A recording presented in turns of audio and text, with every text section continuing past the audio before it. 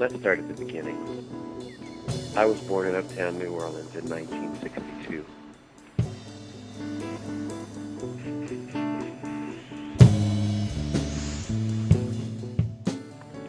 A small area of uptown New Orleans was pretty much my world.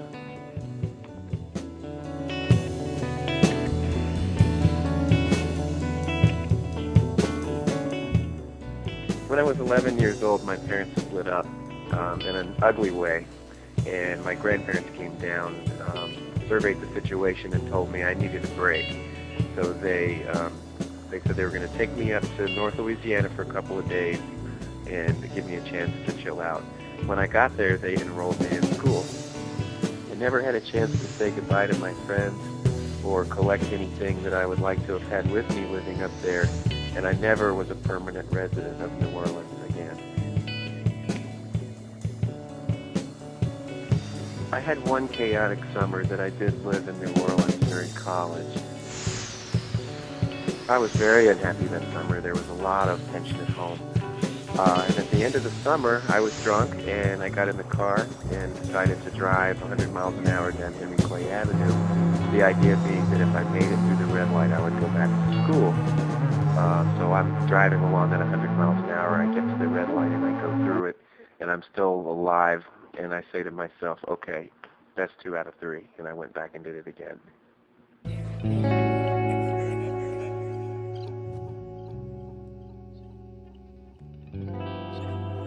When I graduated from college, there really wasn't much to bring me back to New Orleans, economically or in terms of my family life.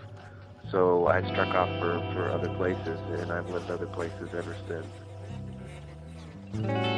So for me, like thousands of people from New Orleans, Katrina was not the catalyst for me being away from New Orleans. It was the city itself. Katrina was, however, a catalyst for me looking back at what I might have had and wondering whether the city that I had longed for all these years was still there, or whether I had lost it forever. I started to have a series of recurring dreams, some of them good and some of them not so good, that took place at my childhood homes.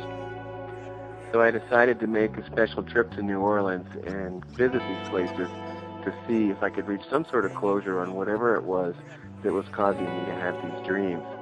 The question I had to ask myself was, is it something I'm stuck with? Are we stuck with our memories, or can we change them? From my earliest memories to when I was 5 or 6. See this sycamore tree?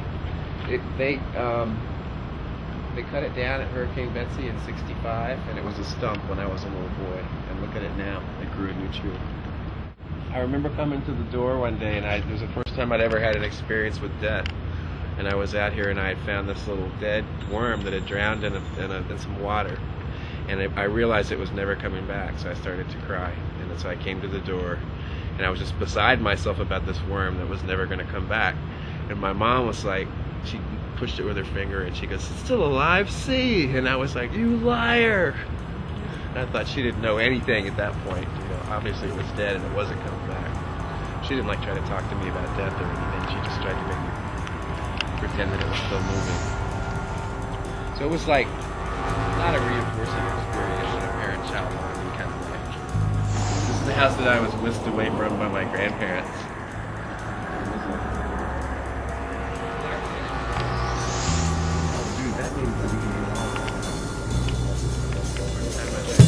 Out of the car and around this house since the day that my grandparents took me. So that was 1973. So that's like what, 34 years ago? 34 years.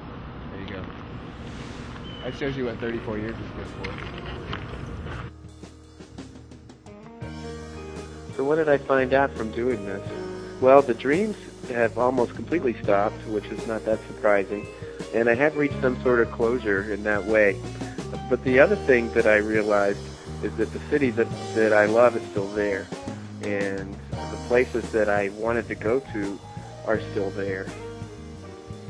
And by visiting the locations of some of these dreams that had been haunting me, I realized that I could rewrite memories, and that maybe the city that I had longed for all these years, and that I thought was possibly destroyed by Katrina, was never there in the first place. On the last day of our trip to New Orleans, we took a riverboat ride in the middle of the Mississippi, and it made me think about how the river can be a metaphor for the stream of events or the stream of time in someone's life. That if you're standing on the side of the river and you look across, the events look one way. If you're in the middle of the river and you look across to the bank, they look another way. But if you look up and down the river, you can get an idea of the infinite.